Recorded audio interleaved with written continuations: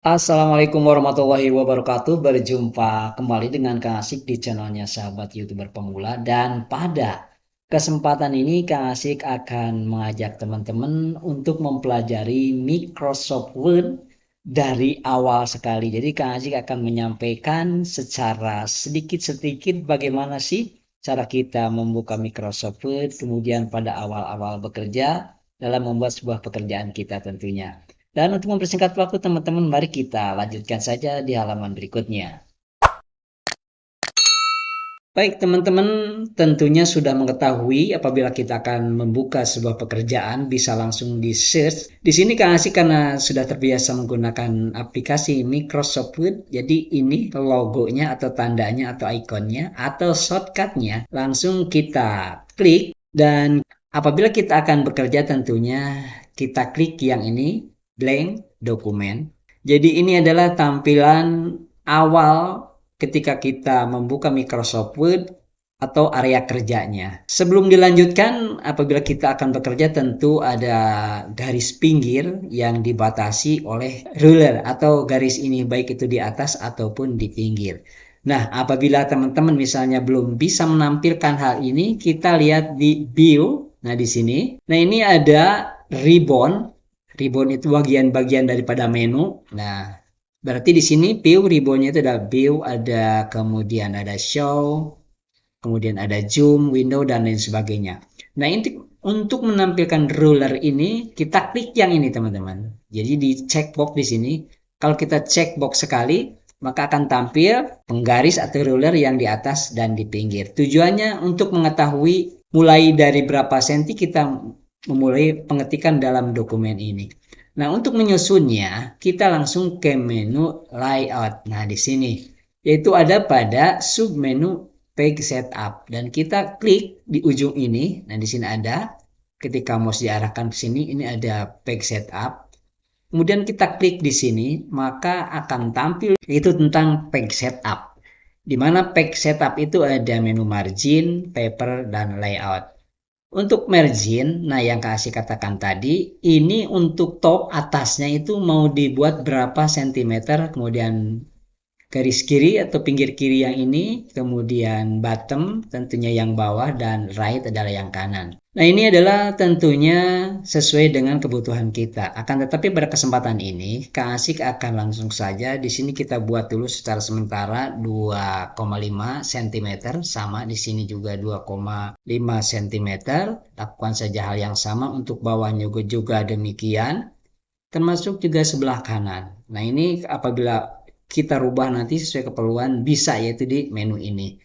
Dan kemudian paper, nah ini kertas. Di sini tampil ada kertas A4. Selain A4 juga biasanya kita menggunakan adalah F4 itu kalau di sini adalah letter. Nah, yang ini dengan ukuran 216 kali 279 mm atau 21,6 kali 27,9 cm kalau satuannya itu. Oleh ini yang kertasnya F4 apabila teman-teman ingin menggunakan ini. Kan tetapi Kang Asik akan menggunakan kertas yang A4 ini. Setelah selesai seperti ini untuk layout. Nah, ini adalah untuk header dan footer. Header itu atas di sini nanti. Kemudian untuk footer juga bawah. Kita gunakan saja untuk atas di sini adalah kita gunakan 2 cm dulu dan kita lakukan juga hal yang sama di sini 2. Kita oke.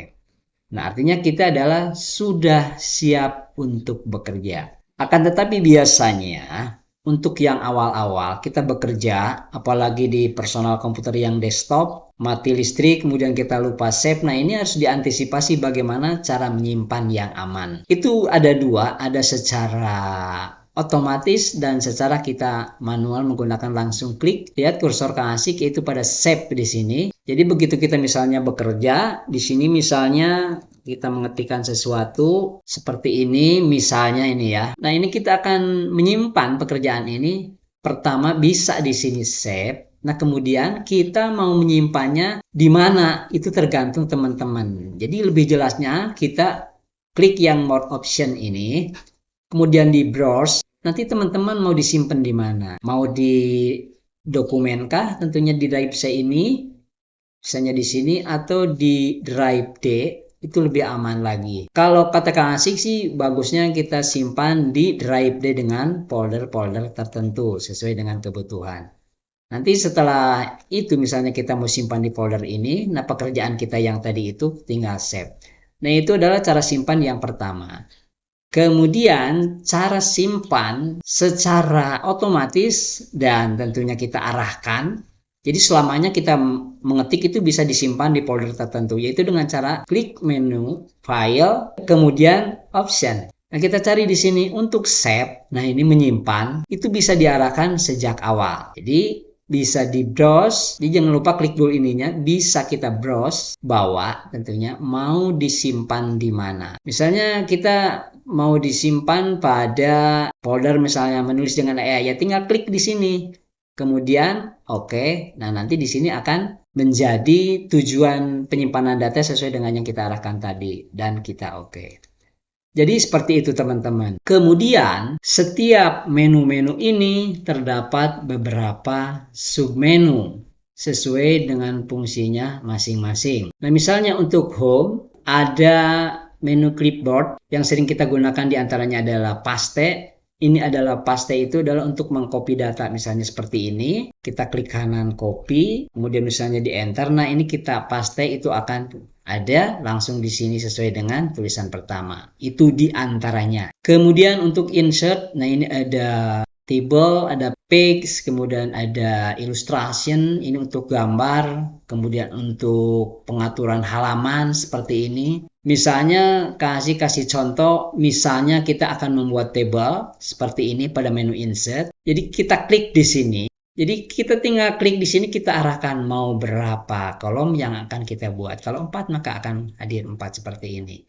Yaitu diantaranya ya teman-teman untuk menu daripada insert. Selanjutnya misalnya untuk desain. Nah ini adalah nanti setelah jadi ketikan kita bisa ingin seperti apa tampilannya, kita tinggal bisa memilih seperti ini. Kemudian layout tadi sedikit-sedikit sudah Kang Asik bahas, dan ini biasanya untuk setup ini adalah sangat penting sekali karena yang akan menentukan nanti ukuran pekerjaan kita dan juga hasil yang akan disimpan pada folder kita. Kemudian untuk paragraf, nah ini penting juga karena apa? Di sini adalah pengaturan, diantaranya itu pengaturan jarak antara tulisan pertama dengan tulisan kedua. Baik, tibanya kita hapus dulu ya.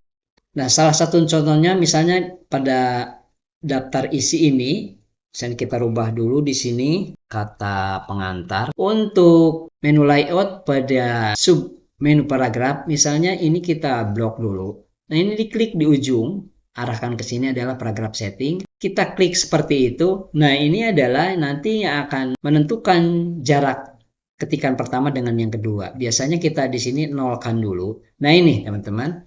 Jadi apakah mau single atau 1,5, double, at least, exactly, dan multiple.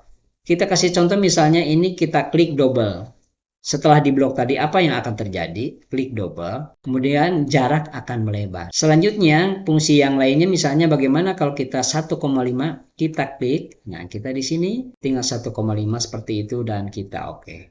Maka akan berkurang. Dan lebih tampak lagi manakala pada lens passing ini kita klik di single, maka yang akan tampil adalah seperti ini. Itu adalah layoutnya teman-teman. Selain itu, kita juga bisa membuat misalnya desain gambar, itu adanya di insert. Misalnya ini ada beberapa tampilan, ada picture, shape, icon, dan lain sebagainya. Kita kasih contoh misalnya pada shape, kita akan membuat kotak seperti ini misalnya, tinggal klik kiri drag, maka akan ada kotak seperti itu. Dan ini bisa diisi tulisan, jadi tinggal klik kiri, kemudian klik kanan, di sini ada add text, jadi kita tinggal menambahkan. Kita ketikkan pokok bahasan misalnya 1 seperti itu. Dan hurufnya bisa kita perbesar, itu variasi, tinggal pilih, kemudian huruf sesuai dengan kotak ini agar terlihat rapi. Jadi tinggal kita pilih mau di huruf yang mana. Seperti itu kira-kira teman-teman. Itu adalah